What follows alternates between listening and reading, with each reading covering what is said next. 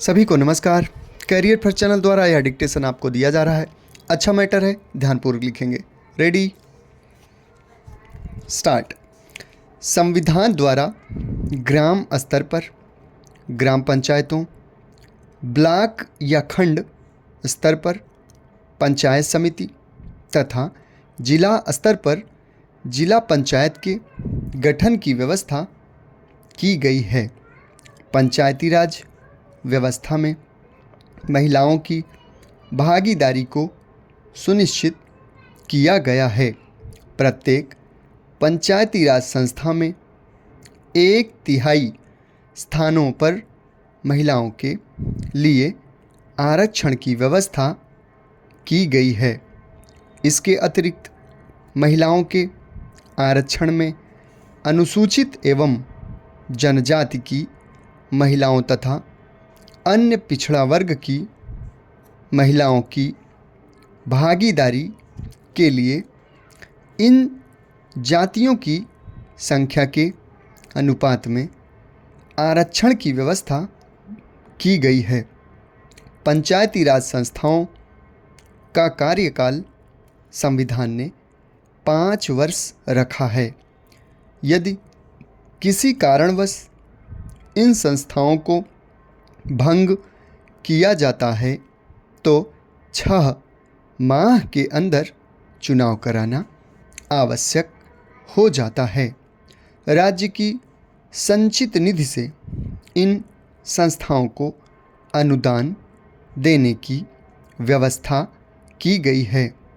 वित्त आयोग अनुदान में दी जाने वाली राशि के संबंध में अपनी सिफारिश देगा।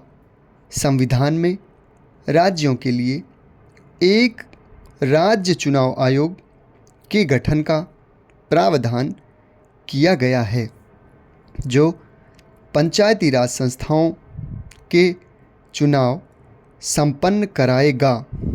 संविधान में 11वीं अनुसूची जोड़कर उसमें पंचायती राज के कार्यक्रमों का उल्लेख किया गया है।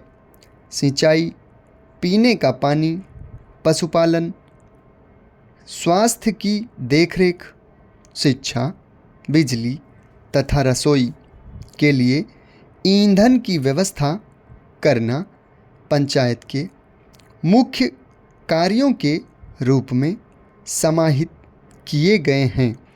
इसके अतिरिक्त भूमि सुधार, चकबंदी, भूमि अनुरक्षण, मत्स्य उद्योग, वनोद्योग, आवासन, परिवार कल्याण, समाज कल्याण, लोक वितरण प्रणाली और सामुदायिक आस्तियों का अनुरक्षण आदि भी पंचायत की शक्तियों के दायरे में रखे गए हैं।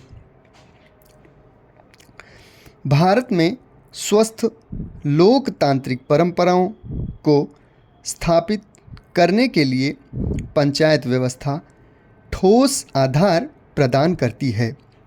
इसके माध्यम से शासन सत्ता जनता के हाथ में चली जाती है। यह व्यवस्था ग्रामवासियों में लोकतांत्रिक संगठनों के प्रति रुचि उत्पन्न करती है। ये संस्थाएं भारत का भावी नेतृत्व तैयार करती हैं। विधायकों तथा मंत्रियों को प्राथमिक अनुभव एवं प्रशिक्षण प्रदान करती है, जिससे वे ग्रामीण भारत की समस्याओं से अवगत होते हैं। इस प्रकार गांवों में उचित नेतृत्व का निर्माण करने एवं विकास कार्यों में जनता की रुचि बढ़ाने में पंचायतों का प्रभावी योगदान रहता है। पंचायती राज संस्थाएं केंद्रीय एवं राज्य सरकारों को स्थानीय समस्याओं के भार से हल्का करती है। उनके माध्यम से ही शासकीय शक्तियों एवं कार्यों का विकेंद्रीकरण किया जा सकता है। पंचायतें लोकतंत्र की प्रयोगशालाएं हैं। ये नागरिकों को अपने राजनीतिक, अधिकारों के प्रयोग की शिक्षा देती हैं, साथ ही उनमें नागरिक गुणों का विकास करने में मदद करती हैं।